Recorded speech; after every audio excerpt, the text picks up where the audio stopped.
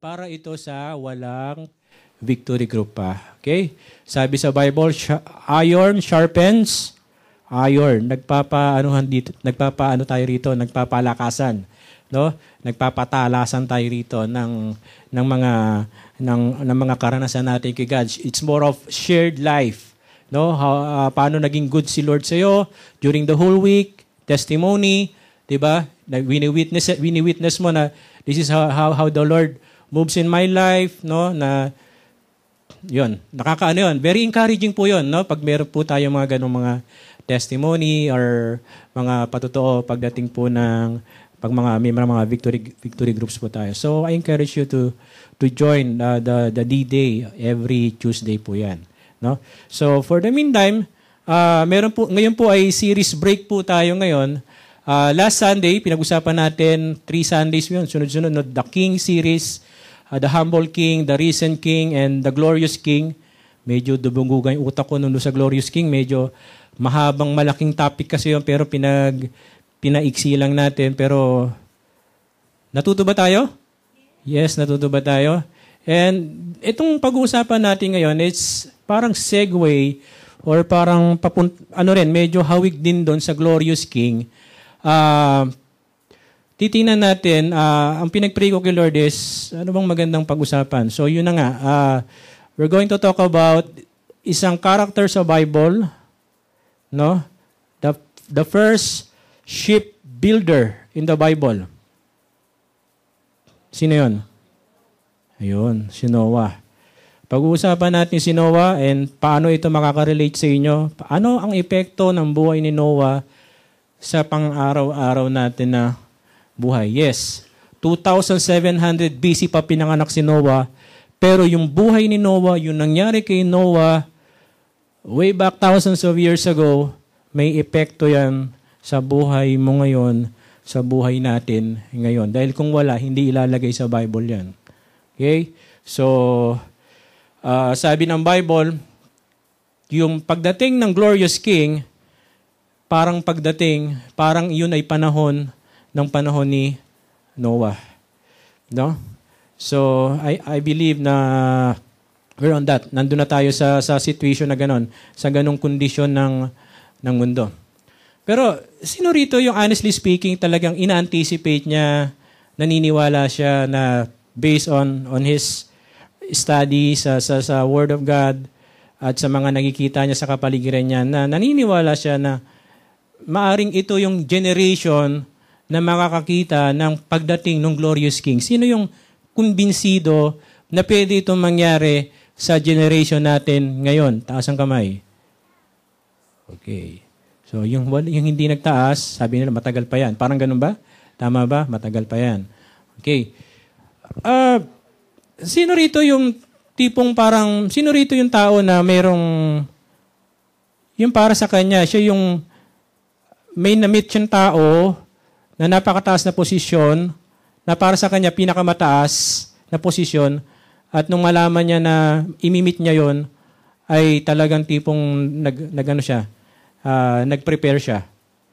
Sino yung taong ganon? Sino rito yung nakamit na sa pinakamataas na tao sa Pilipinas? Sino ba yon? Siyempre si Pinoy yon. Sino na rito yung nakamit kay Pinoy o yung nakipag-appointment kay Pinoy? Wala. Former Gloria Macapagal Arroyo. Lupit. Galing, no? Bihira yon. Paano? Sis, pwede ka bang lumapit dito? Sige, lapit ka dito. Sige. Ganito kasi ako nakikipagkwentuhan ako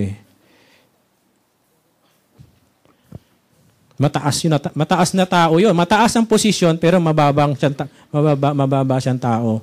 So, how come? Paano mo siya na-meet? Yung ating Mrs. President. Pumunta po kami sa House of Representatives. May trip po kami doon, and then hinanap po talaga namin kung saan yung kwarto niya. And then noong una hindi po kami pinapapasok. Pero syempre nakipag-chika-chika doon sa doon sa assistant niya. Tapos hinabol po talaga namin siya kasi hindi siya pwedeng magpa-picture. Pagbaba niya na lang saka kami nagpa-picture, lahat kami magkakaklase.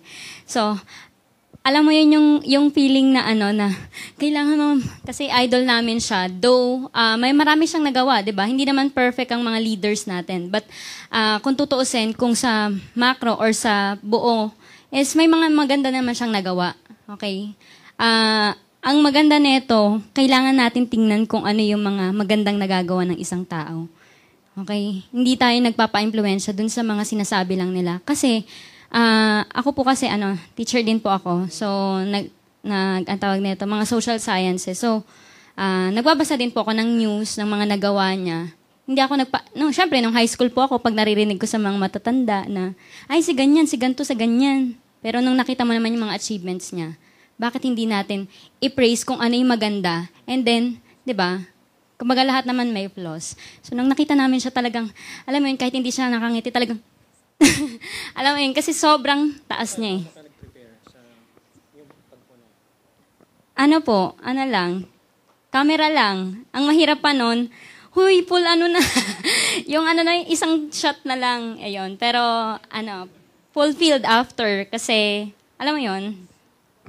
During that time ba, congresswoman siya or president na? Congresswoman na po. Congresswoman. So, from president, siya, naging congresswoman siya, no? Yun. Anong name mo nga pala? Rose po. Rose. Ako si Piolo. Okay. Thank you. Victory Pioneer po. Victory Pioneer. Robert Hearns. Yes, Okay. Thank you, Rose. So, may kita natin, yung anticipation, yung mixed emotion, tapos nagdala pa ng camera, di ba? So, talagang pinaghandaan, no? Siyempre, hindi siya ordinaryong tao, eh. Naging presidente natin siya, tapos now, naging congresswoman siya. Pero, alam nyo, current events lang tayo. Way back, siguro mga 4 or 5 days ago, meron dumating na napaka-ma-influensyang tao dito sa Pilipinas. Kilala niyo ba yun? Yun, pakita natin. Yun, si Barack. Si Barack Obama, dumating siya, may mga natuwa. Di ba? May mga talagang, ako talagang kasi siyempre, bibihira to. Presidente ng pinakamakapangyarihan na bansa pupunta sa isang third world country katulad ng Pilipinas, tinitingnan ko kung mararamdaman niya yung Filipino hospitality. No? Talagang nilatagan siya ng red carpet doon, tapos nandun si Binay, tapos nandun yung ambassador ng Pilipinas sa Amerika, si Quisha. Nandun yung mga maratas natin. Talagang the way na nakipag-shake hands si Obama, talagang nakipag-shake hands yung ating mga government officials. Talagang mukhang naramdaman naman ni Obama na welcome siya. No? Pero, tinanggap siya ng mainit, pero sa labas naman ng bandang Malacanang, sa bandang labas, bandang Menjola, meron naman nagrarally na hindi naman siya welcome. No? Parang, umalis-alis ka nga dito, hindi ka namin kailangan. You're not welcome. No to war and plunder. Dito, hindi natin pinag-uusapan hindi ko alam kung ano ang saloobin nyo rito. Wini-welcome nyo ba siya or baliwala lang or wala kayong pakialam sa mga nangyayari. Pero alam nyo, mayroong darating na napaka-makapangyarihang tao. Actually, presidente siya ni Obama. No? Ang tawag sa kanya, he is the King of Kings and the Lord of Lords. His coming will be unexpected. No? Walang nakakaalam kung kailan ito. No? Walang nakakaalam kung kailan ito. But the question is, pag ngayon, kung sakaling darating siya ngayon, spiritually, na parang kakatok sa iyo at magsasalita siya sa iyo, will you take him in? Papapasukin mo ba siya sa puso mo? Kasi it's possible na nagpipreach ako rito, nakikinig kayo sa akin, pero malayo yung heart nyo dito. Malayo naman ang iniisip nyo sa pinag-uusapan natin. Right now, gusto ko pong sa natitirang 30 minutes, focus po tayo. Ang pag-uusapan natin, this is a reality, mangyayari po ito very soon dahil nakikita na natin yung mga signs, mga ebidensya ng pagdating niya.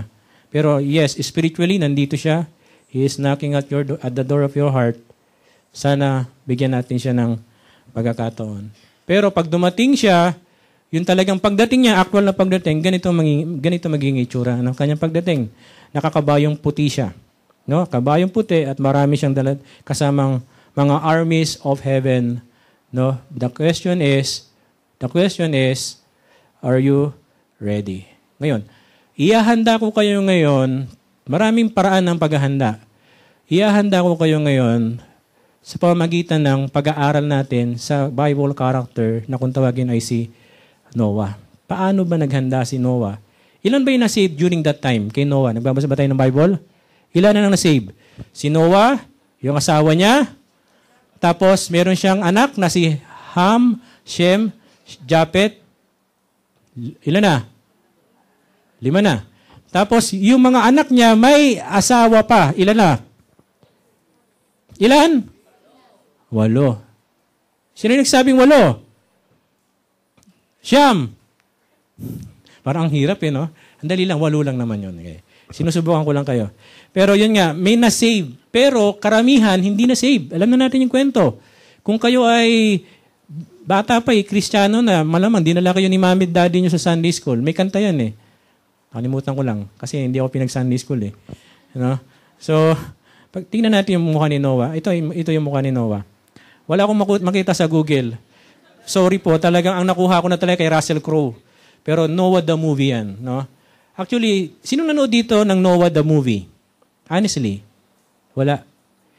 Ba't hindi kayo nanood? Hollywood to Ayun, may mga reviews. Tama si Ate May. Hindi maganda yung reviews. Ang layo sa biblical account ng kwentong ito. Na nung binabasa ko yung review, pinagpapatay pala niya yung mga anak niya. Ang kabaliktaran, sinasabi ng Bible, he is a righteous man, he is a blameless man. Pero pinagpapatay pala niya yung mga anak niya. Kaya nalungkot ako dahil ang ganda sana nung tema, Noah, parang sarap panoorin, pero lumabas nga na nung ni-research ko to, yung producer pala nito ay hindi pa pala Kristiyano. Atheist pa pala siya. Kaya ang layo nung pelikulang ito. No? So, alam niyo ba kung ano ibig sabihin ng pangalan ng Noah? Ang pangalan ng Noah, ang ibig sabihin ay rest. Sabihin niyo, rest. Yan. Marami ritong pagod. Nangangailangan ng pahinga. Sino nang gusto magpahinga? May nakita ako, nagpapahinga na. Huwag po muna magpahinga. Mamaya tayo magpahinga. No? Ang sinasabi natin dito, yung pagod. Pagod sa buhay, pagod spiritually, walang purpose ang buhay. Go to Noah. Because the name of Noah speaks for itself na ibig sabihin ay rest. Okay, ano ang implication ng buhay ni Noah sa panahon natin ngayon? Bilang call center agent, bilang nagtatrabaho sa gobyerno, ano ang implikasyon nito bilang sa isang housewife, sa isang simpleng driver, karpintero, isang estudyante, ano ang epekto nito sa iyo ngayon? Pwede ba tayong tumayo ngayon at babasahin natin ang mga verse na ito. Matthew chapter 24 at tatulong po tayo ng Genesis chapter 6 mamaya. Okay. Matthew 24:37-38, it says, as it was, sabay-sabay tayo magbasa, as it was in the days of Noah, so it will be at the coming of the Son of Man. For in the days before the flood, people were eating and drinking and marrying and giving in marriage up to the day Noah entered the ark. And they knew nothing. Ulitin natin. And they knew nothing about what would happen until the flood came and took them all away. That is how it will be at the coming of the Son of Man. 2 men will be in the field, one will be taken, and the other left. Stop. Sabi rito, katulad ng panahon ni Noah, so it will be at the coming, sa pagdating ng Son of Man, ng glorious King. Parehas na parehas, walang pinagkaiba. Ano yung ginagawa nung panahon ni Noah na hawig sa ginagawa natin ngayon na posible na ito siguro yung generation na yun. Sabi dito, for in the days before the flood, people were eating, drinking, and marrying, and giving in marriage. Tanong, what's wrong? Sa eating, drinking, marrying, and giving in marriage. Lahat naman talaga tayo kumakain. Kapampangan pa. Ang dami nga diyang pagkain. Toto Beach lang, ang dami dyan. Di ba? What's wrong with eating, drinking, and marrying? The point is, ang mga tao sa mga panahon ni Noah ay walang panahon sa Diyos. No? Di nila alam, wala silang pakialam sa judgment na paparating. They just continue in life, business as usual. Tara, kumain tayo, uminom. Sabi nga sa isang translation, partying. No, nagpa-party sila. Every Friday, party. Saturday, party. Hindi nila alam, mayroong judgment na paparating. Wow, bigat to. 2 men will be grinding with a handmill, one will be taken and the other left. Therefore, keep watch. Magbantay, because you do not know on what day your Lord will come. Punta tayo ng Genesis 6. The Lord saw how great man's wickedness on earth had become, and that every inclination of the thoughts of his heart was only evil at all the time. The Lord was grieved that he had made man on the earth, and his heart was filled with pain. So the Lord said, I will wipe mankind whom I have created from the face of the earth, men and animals and creatures that move among the ground, birds and air of the air, for I am grieved that I have made them. But Noah found favor in the eyes of the Lord.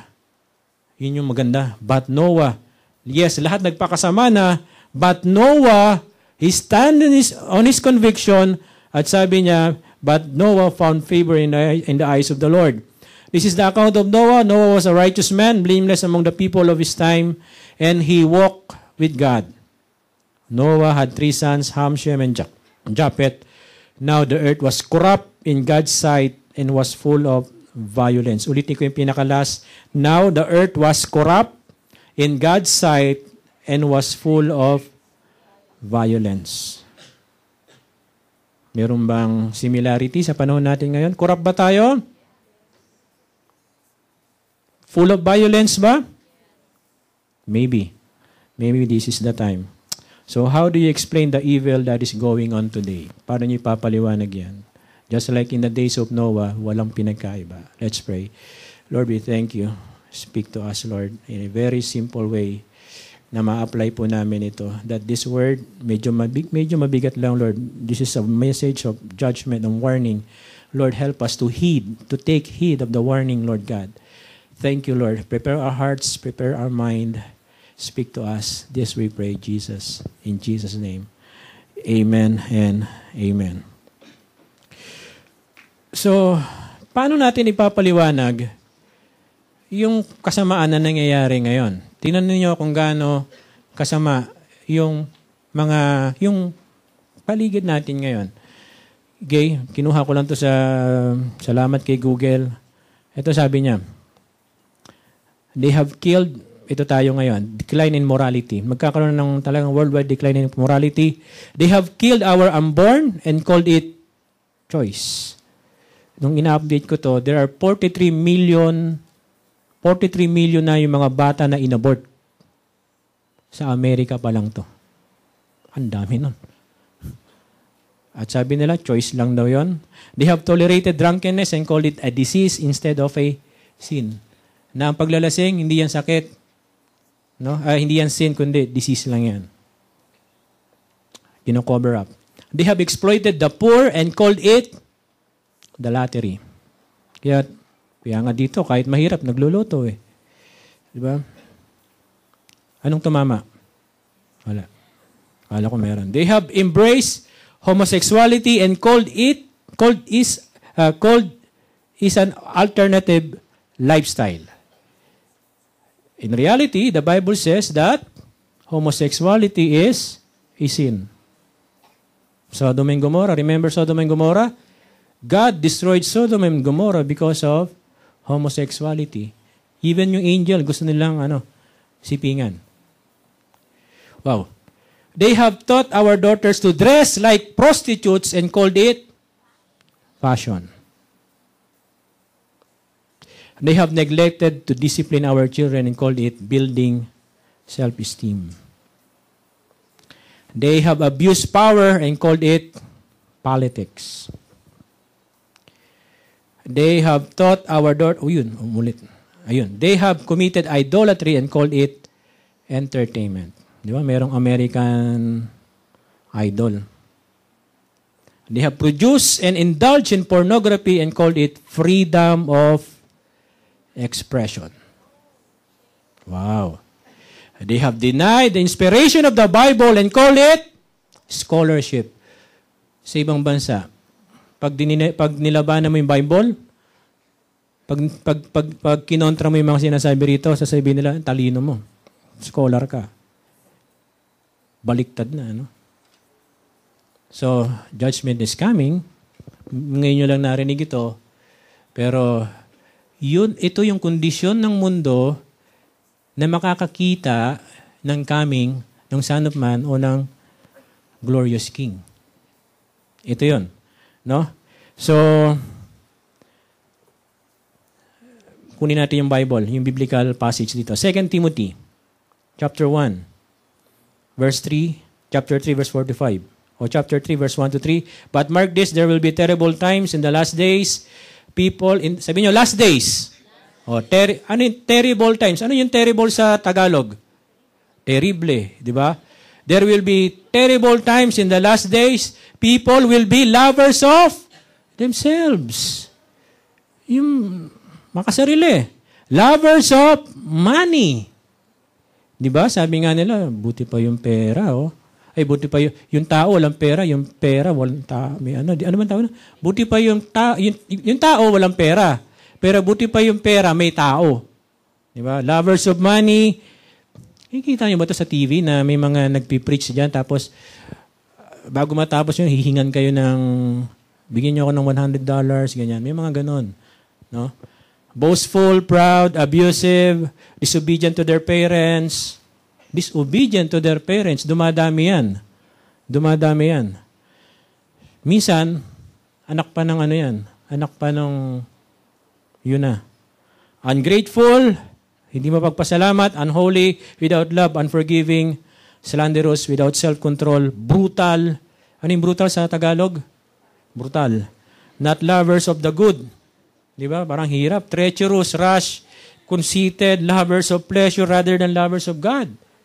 They claim to be Christian, pero ayaw nila mag-church, pero nandun sila sa nasa pleasure sila. Wag niyo ako ma-misinterpret na masama ang pleasure. No? Kasi ang linalabanan dito ng Bible is yung hypocrisy.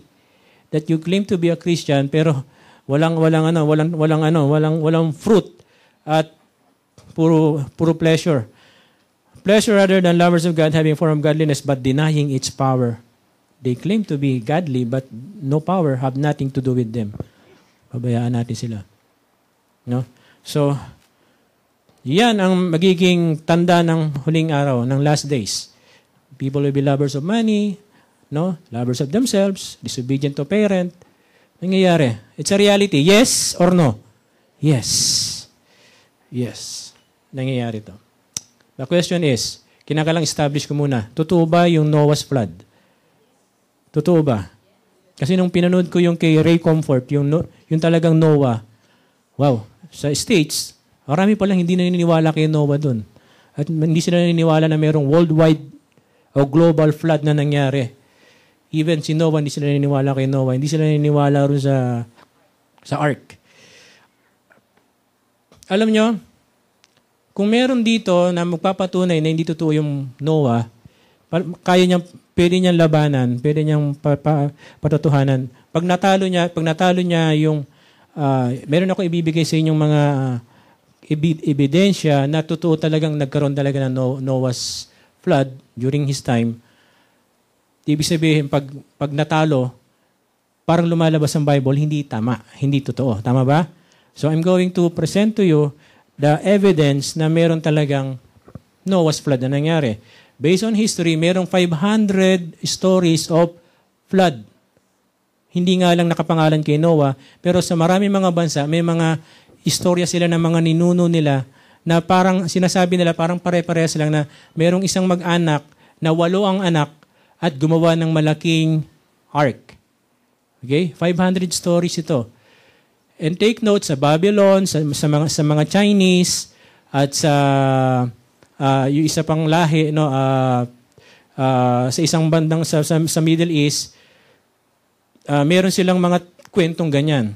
Ito ngang sa Chinese, Nakakapagtaka itong kwento ng mga Chinese, hindi ako nakakapagbasa ng Chinese, no? Meron man Chinese dito? Uy, si Ate Jane, nababasa mo Ate Jane? Anong basa dito? Ha?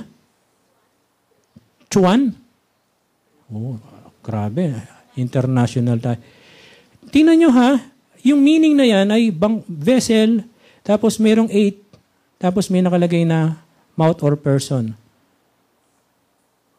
Hindi hindi aksidente yan. Even yung mga Chinese people, way back thousands of years ago, naniniwala sila na merong flood na nangyari. Na meron talagang flood na nangyari. And paano ito lalabanan ng mga anti-Bible? Yung nangyaring yung discover nila sa Mount Everest na meron silang mga nakita mga marine fossils found in Himalayas in Mount Everest. Mount Everest is the highest mountain, no, sa buong mundo. At paano nagkaroon ng mga diyan, ng mga fossils ng marine fossils diyan?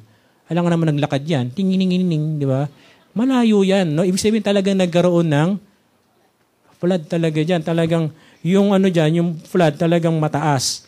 No? At paano nila ipapaliwanag ito? Yung dinosaur tsaka human tracks. Kasi sinasabi nila na hindi raw pwede magsama ang dinosaur tsaka tao dahil kakainin daw ng dinosaur yung tao. In reality, nagsama po. May nakuha po sa Texas, sa Amerika, nakuna nila na ang dinosaur tsaka tao nagsama. Alam niyo bakit sila nagsama? Kasi ang totoong size ng dinosaur, hindi naman yung nakikita natin na ganun kalaki. No? Sabi ni Ken Ham, isang magaling sa Bible tsaka scholar, ang laki ng isang dinosaur ay kasi laki lang ng sheep. Ayan, yan ang kanyang paa. Ang tanong, meron bang sumama na dinosaur sa ark? Yes, meron. Kasi laki lang siya ng sheep. Yun nga lang, kahit kasi laki ng sheep, mahaba naman ang kanyang buntot. Ayan. So, pwede papaliwanag yan. Ito pa, yung nakuna ng camera ng Amerika, spy camera nila, yung yung Noah's Ark ay nandun sa Mount Ararat sa Turkey. Nababalutan siya ng yelo. Hindi po siya pwedeng lapitan, ayaw nilang palapitan, pero nakuna ng camera yan. So, meron ba dito na i-contest niya to na hindi totoo to? Actually, kulang ang time natin, napakaraming ebidensya na meron talagang nangyaring worldwide flood. No? Na meron talagang, nung time ni Noah, meron talagang increase of wickedness, no? Na meron talagang, sabi yung depravity of man's heart, that every inclination of man's heart are all evil. Talagang nangyari yun. No? So, what are the lessons we can learn from the life of Noah? First, una dapat natin matutunan dito is, God is patient with sinners and urges all people to repent. God is patient. May idea kayo kung gaano katagal ginawa yung ark? Based on the studies, tumagal po ang paggawa ng ark ng 50 to 100 years.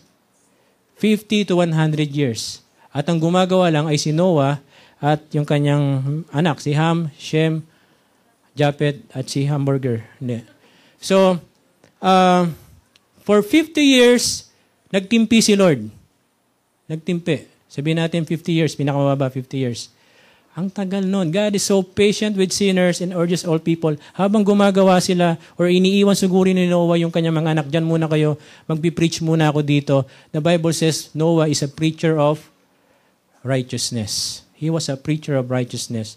And for almost 50 years, o sabihin natin 100 years, habang hindi pa dumarating yung malakas na bagyo or baha, no? Sad to say, wala pong naniwala kay Noah. Ako, di ko nga alam kung naniniwala kayo sa akin eh. No? Even Noah himself, he is a preacher of righteousness, pero sabi ng mga tao, sira ulo yan. Bakit siya tinawag na sira ulo? Or may tama? Kasi, during that time, hindi pa nila alam yung konsepto ng ulan. Take note, Genesis chapter 6 pa lang ito. No? Sabi ng Bible, ng Genesis chapter 1, merong tubig sa taas, yung firmament may tubig dito sa taas, may tubig dito sa baba. Pero wala silang idea na merong bumabagsak na ng ulan. Wala pa. So Genesis chapter 6 pa lang, doon pa lang talagang, chapter 8, doon pa lang talagang umulan. Kaya yung sinasabi ni Noah na sinasabi, uulan ng malakas, babaha. Hindi kayang paniwalaan ng tao yun kasi hindi pa sila nakakita ng talagang actual na ulan. Pero because Noah is so obedient to the Lord, no, kahit 50 years siya nagtatrabaho, take note, walang automatic na, anong tawag doon? Yung pang machine na pang ano ng mga timber, ng mga puno. Pero Noah chose to obey God for almost 50 to 100 years. He obeyed God. And it's one thing to agree with God. Tandaan nyo to, it's one thing to agree with God and it's another thing to obey God. Marami rito nag-agree kay God. Pero they're not obeying God. But kung nasabi that Noah obeyed God, because the Bible says, Noah walked with God. For those people na sinasabi, I agree with God, yes, nag-agree ka kasi ang obedience mo, for 1 week lang. Pero when we say na nag-obey ako kay Lord, ibig sabihin, nag-obey ka in spite of inconvenience. Nag-guess ba natin yon? No? May mga tao nag-obey lang, nag-agree kay God because of conveniente. Pero si Noah, kahit inconvenient, he obeyed God. No? He rather choose to obey God kahit na may opposition. Actually, he goes against the flow. No? Talagang kontra talaga siya dun sa mga tao. No, pinagtatawanan siya, no? God, ano yung character ni God? God is patient with sinners and urges all people to repent. Alam niyo, yung pagdating ng glorious King, this is very unexpected ito. Pero nakikita na natin, kaya nga hindi pa siya dumarating because God is so patient with us. No? In 1 Peter chapter 3 verse 20 it says, who disobeyed long ago when God waited patiently in the days of Noah while the ark was being built. In it only a few people, 8 in all, were saved through water. No? Next verse. 2 Peter 3:9, the Lord is not slow in keeping His promise as some understand slowness. He is patient with you, not wanting anyone to perish, but everyone to come to repentance. It's not God's will na mapahamak tayo. It's not God's will na mapunta tayo sa hell. No? Kaya nga hindi pa siya dumarating ngayon kasi nagtitimpi pa siya. Pero at the end, ang gusto niya maging end result, kaya hindi pa siya dumarating, sana mag-repent po tayo. Mag-repent po tayo sa lahat ng wickedness na nagagawa po natin. Take note po, no? Hindi po forever na nakabukas yung ark, yung pintuan ng ark. Dumating yung time, basahin yung Genesis, God shuts the door. Boom! At nung sinarado na ni Lord yung pintuan, wala na, hindi na po nakapasok. Hindi ba kayo grateful kay Lord? Sino rito yung mahilig sa aso? Sige. Mahilig kayo sa aso. Naalala kayo ni Lord. Kaya alam nyo, hindi naman tinawag ni Noah yung mga hayop na hindi niya hinanting, oy aso, lika, chihuahua, lapit ka rito, pasok ka. Hindi, sabi ng Bible, si God mismo, siya yung, inano niya yung mga hayop na pumasok doon sa ark. Imagine kung hindi pinapasok ni Lord yung aso doon, edi wala kang pet. Naintindihan niyo ba 'yon?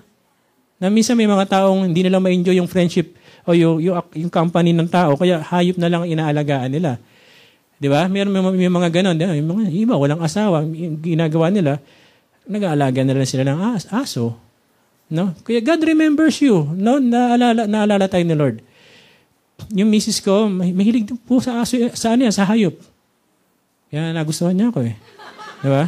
So, sabi rito, God is patient with sinners and urges all people to, God is good. No, lahat ng klase ng hayop, lahat na may mga partner, pinasok po niya. Pinasok po ni God doon. Pero take note lahat ng mga hindi naniwala, lalo na yung mga tao hindi naniwala, yung sinasabi si Noah, ganon, hindi po sila nakapasok. God shuts the door. At tandaan natin, isa lang yung pinto. There's only one door. There's only one door. Sino yun? Si Jesus. John chapter 9 verse 9. I am the door. No, hindi namin pinipreach dito, pasok kayo sa victory, masisave kayo. Pasok kayo sa religion. Hindi, walang religion na pwede makapag-save. What can save you is your personal relationship with God. Is your heart right with God? Okay ba relationship mo sa Kanya? Diba? It's not the group that can save you. It's not the organization, but your personal relationship with the Lord. Have you repented of your sin? Have you repented of your sin? No? So God is patient with you. Kaya hindi siya dumarating. Nagpapasensya po siya. Pangalawa, God offers people the way of salvation. God offers people the way of salvation. No? Nagbibigay po siya ng paraan kung paano po tayo masisave. Genesis 6:18, but I will establish my covenant with you, and you will enter the ark, you and your sons and your wife and your sons' wives with you. No? Alam niyo po, the ark is a typology of the Lord Jesus Christ Himself. No? Kinakailangan pumasok tayo sa ark or pumasok tayo kay Jesus Christ. Apart from Jesus, there is no salvation. Apart from His name, sabi sa Bible, Acts 4:12, there is no other name given unto heaven for which man can be saved. Only the name of Jesus. Only the name of Jesus. Kasi wala nang ibang, hindi naman si Muhammad, hindi rin si Confucius. Pag pumunta kay Confucius, maguguluhan ka. Pangalan pa lang, magulo na eh. Di ba? Hindi, si Jesus lang ang binigay eh. He is the one and only Son na binigay ng God the Father para masave po tayo. So the ark is a typology of Jesus Christ Himself. And there is only one way. There's only one way to be saved. And that is only through Jesus Christ. No? So sabi sa John chapter 5 verse 24, I tell you the truth, whoever hears my word and believes Him who sent me has eternal life and will not be condemned. He has crossed over from death to life. So whoever believes, so any person, mayaman, mahirap, matanda, any person, whoever believes in me, tatawid siya from death to life. Okay? No? So, sana, yung pinakita ko sa inyo kanina, yung parang kumakatok, papasukin natin yon. Papasukin natin yon. Nandito po ako, may mga leaders po kami, may mga leaders po dito sa harap. Kung gusto po ninyo impormasyon pa, paano kayo mag-grow, how can you know God more, no? Nandito po kami, willing and able to assist you po, no? Number 3, na maruto natin sa buhay ni Noah, judgment comes unexpectedly. No, judgment comes unexpectedly. Matthew 24:37-38. As it was in the days of Noah, so it will be in the coming of the Son of Man. For in the days before the flood, people were eating, drinking, marrying, giving in marriage up to the day Noah entered the ark. Yung nga sinasabi ko sa inyo, parang business as usual, walang pakialam, di nila alam na meron palang judgment. It's all about parang, sige, kain tayo, inom tayo without God. Maraming tao, no time for God. Diba? Nabasa niyo ba yung sticker na yon? Nakabasa ako na sa jeep eh. No time for God. Tapos sabi sa baba, what if God will have no time for you? Yun ang mabigat doon. So, take time. Give God time. No? Bigyan natin siya ng oras. Bigyan natin siya ng pagkakataon. Hindi puro trabaho. Hindi lang puro career. Hindi lang puro mga bagay na material. Yes, hindi masama po yan. No? Pero sana, i-prioritize po natin siya. No? Mahirap yung may eating, drinking, tapos wala si God. Magkakasakit ka doon. No? Puro eating, puro drinking. Maganda yung may eating, may drinking, may marrying, pero nasa gitna si Lord. Okay? Maganda yung ganon. No? Nandun tayo sa usual na buhay, pero God is there, nai-enjoy natin ang buhay. Ito ang point ko lang, take heed of God's warning. So, how Noah responded? Noah responded in faith. Hebrews 11, verse 7, nasa heroes of faith po siya. Sabi nito, by faith Noah, when warned about things not yet seen, in holy fear built an ark to save his family. By his faith, he condemned the world and became heir of the righteousness that comes by faith. Noah responded by faith. He obeyed God. No, he obeyed God. No, kahit sabihin natin na lahat ng tao magiging kalaban niya, lahat ng tao ay hindi niya magiging kakampi, he rather choose to obey God. Yan ko yung principle. Sabi ni Charles Stanley, obey God and leave the consequence to Him. Obey God. Minsan kasi ayaw natin mag-obey kasi, Lord, baka matindi consequence. Hindi. Obey God and leave the consequence to Him. Noah obeyed God. And Noah got saved. Tama? Obey God. Obey God. Kahit anong mangyari, obey God. No? Genesis 6:9, this is the account of Noah. Noah was a righteous man, blameless among the people of his time, and he walked with God. Do you walk with God? Huwag lang tayo mag-agree kay God na nag-agree ka lang sa ganitong mga, Lord, sige, nag-agree ako na ibibigay ko sa iyo yung part ng aking sweldo, pero pagdating sa relationship, pero pwede mong ako nang bahala. Maganda kasi siya eh. Di ba? May dimple siya eh. Di ba? May bangs siya eh. May bangs, no? Di ba? Sino may bangs dito? Di ba? Sabi naman ng iba, sige, kahit walang dimple, kahit pimple na lang, sige, pwede na yan. Di ba? Ako yun eh. Di ba? May pinagdaanan ako eh. The question is, wala na po tayo masyadong time. Ang tanong is, are you in the ark? Nakapasok ka na ba sa ark? It doesn't mean nandito kayo sa Victory or every Sunday nagsasama-sama tayo dito. It doesn't mean na nasa ark na tayo. Yung Victory, hindi to yung ark. Ang ark is, the ark is the typology of Jesus Christ Himself. Yung kumakato kanina, pinapasok mo na ba? Pinapasok mo na. The reason why walang direksyon ng buhay natin, the reason why pagod tayo, gusto mo maging like Noah? Obey God. Kasi ang pangalan ng Noah, rest. Marami rito. Konti na lang, magra-rest in peace na. Ano? Kumikita nga siya ng pera,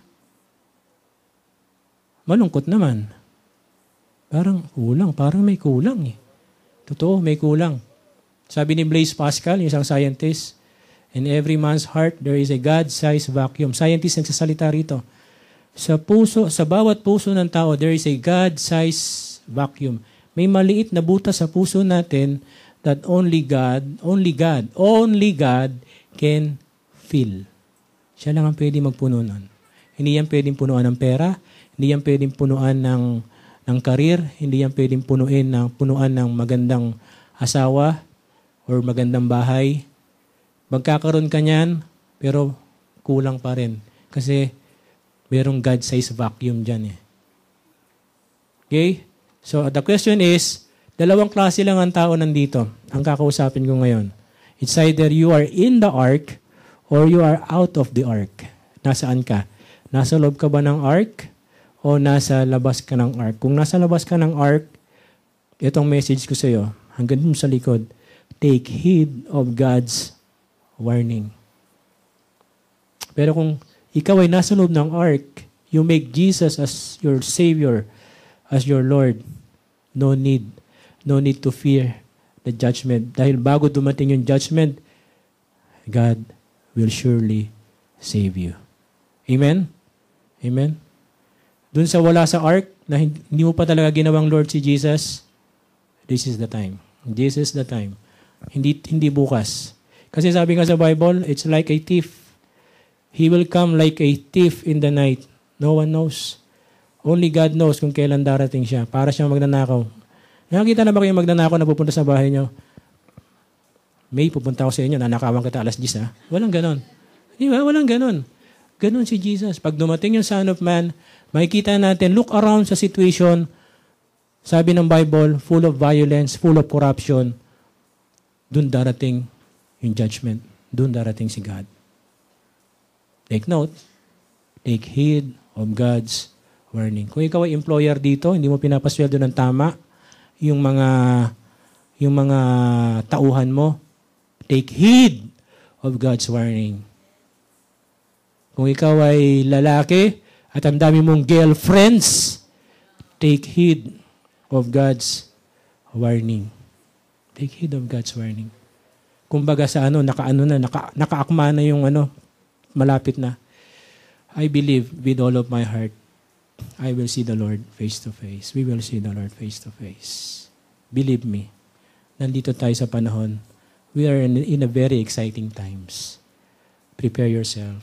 Prepare po natin yung sarili natin. Pwede tayong tumayo. Thank you, Lord. Thank you, God. Thank you, Lord. I just want to minister for those people na parang kinalimutan sila ni Lord. Meron ba mga ganun dito na, Lord, tapat naman ako sa iyo eh. Nag-small group nga ako, leader nga ako eh. Nagsisimba ako every Sunday. May mga tao na parang ganun na kinalimutan siya ni Lord daw dahil nawalan siya ng trabaho, iniwan siya ng mga kaibigan niya.